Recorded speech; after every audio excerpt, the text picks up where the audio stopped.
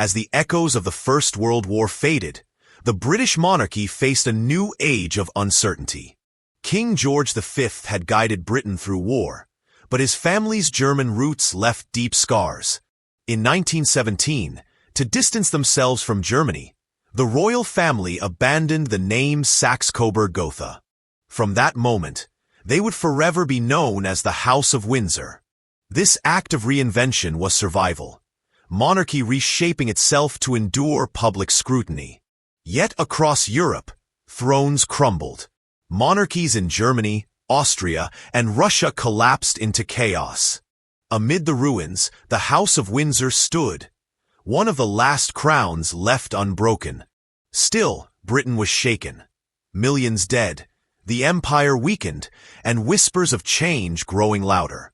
The monarchy's survival would depend on reinvention, tradition, and the symbolic power of the crown. But greater challenges loomed ahead: abdication, scandal, and the approach of yet another world war. The Roaring Twenties brought glamour to London, but inside Buckingham Palace, unease lingered. By the 1930s, King George V grew frail, his health failing as the crown weighed heavy. In 1936, George V died, and his eldest son ascended the throne as Edward VIII. But Edward's heart belonged to Wallis Simpson, an American woman divorced twice. The Church of England and the government declared the marriage impossible. Edward was forced into a cruel choice: the crown or the woman he loved. In December 1936, the unthinkable happened. Edward VIII abdicated the throne. His younger brother, shy and unprepared, was crowned as George VI. George VI bore the burden of kingship with quiet courage, winning respect through duty. In 1939, the world was plunged into war once again. Britain stood alone against Nazi Germany. King George VI, once doubted, became a symbol of resolve during Britain's darkest hours. With his wife, Queen Elizabeth, he refused to flee London, even during the Blitz. The king's stammer made public speaking painful, but he delivered wartime broadcasts with courage. His words inspired a nation, uniting rich and poor in shared struggle. Meanwhile, Princess Elizabeth began her first public duties, serving as a beacon of continuity. At just 14, she made her first radio broadcast, speaking to children of the empire. As the war dragged on, she trained with the Auxiliary Territorial Service, driving and repairing vehicles. Edward IV rises as a strong leader, uniting Yorkist forces with cunning and charisma.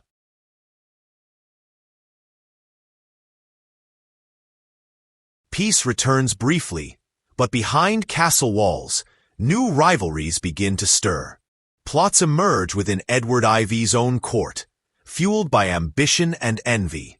Edward shocks the realm by marrying Elizabeth Woodville, a commoner of beauty and wit. The Woodville family rises in power, alienating the great lords of England. Edward IV balances charm and ruthlessness, keeping the throne by force and diplomacy. But his brother George, Duke of Clarence, turns against him and meets a strange fate. The king's court grows colder, filled with mistrust and whispers of betrayal. Edward IV's health declines, his once mighty presence fading with each passing day. He entrusts his young son Edward V to his brother, Richard, Duke of Gloucester. Richard swears loyalty, but hides deep ambition beneath his solemn words. The realm trembles as the princes are moved to the Tower of London for safety. Richard seizes power, claiming the throne as Richard III. The young princes vanish from sight, their fate a chilling mystery that haunts the ages. Fear and suspicion shadow Richard's short reign as he rules with cold precision.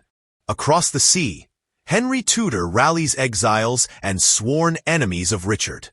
The nobles, tired of bloodshed, begin to shift their loyalty toward the exiled heir.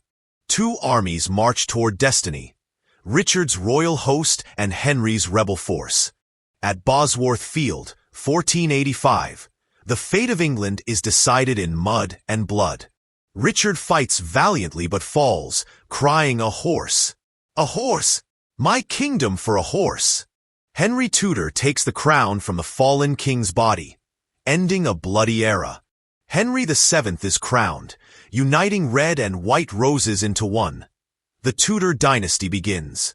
England breathes after decades of civil war, but peace under Henry VII is uneasy and watchful.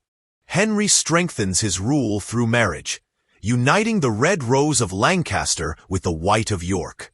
Yet rebellion simmers. Pretenders rise, claiming to be lost heirs to the throne. Henry crushes each uprising with cold efficiency, turning fear into loyalty. The king's mind is haunted by paranoia, his crown heavy with suspicion. He builds alliances through marriage, binding England to powerful kingdoms of Europe.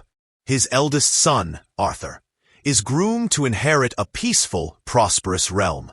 Arthur's marriage to Catherine of Aragon unites England and Spain in sacred alliance. But tragedy strikes. Prince Arthur falls ill and dies young, shattering the king's hopes. The surviving son, Henry, becomes the new heir, strong, intelligent, and dangerously ambitious. If you enjoyed this episode of Dark Past UK, don't forget to subscribe, like, and share the series. Join us as we uncover the secrets, betrayals, and bloodlines that shaped the British crown. History hides in the shadows, and we bring that darkness to light.